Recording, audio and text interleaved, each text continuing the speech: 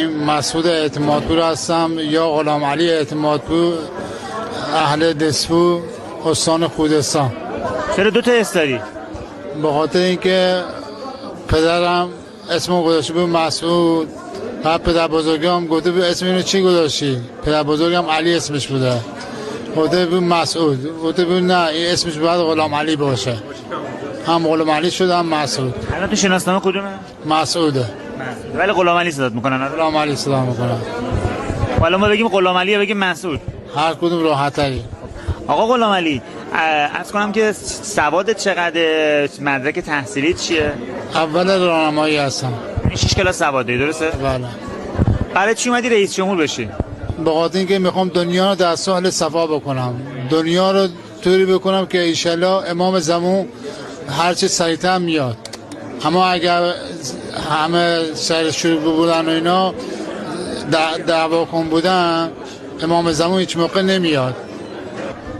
خدمت رو عرض کنم، من به خاطر اینکه به دین عرفانی رسیدم، بهم گفتن و اینا، به دین عرفانی رسیدم، با دینم میتونم، با دین و ایمانم میتونم دنیا رو در ساحل صفا بکنم. رابطه بین عرفان و سیاست چیه؟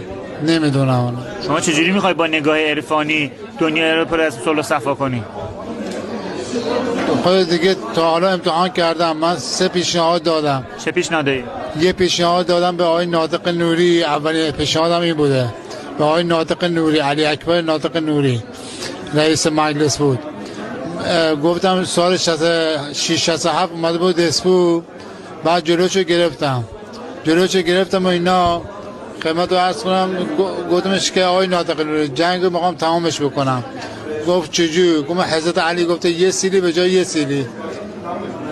بعد خدمت رو عرض کنم، گفت چشم، میگم به امام خمینی رحمت الله علیه، میگم امام خمینی رو گفتن و اینا، امام خمینی رو گفتن. بعد امام خمینی هم دستور داد که بغداد رو زدم.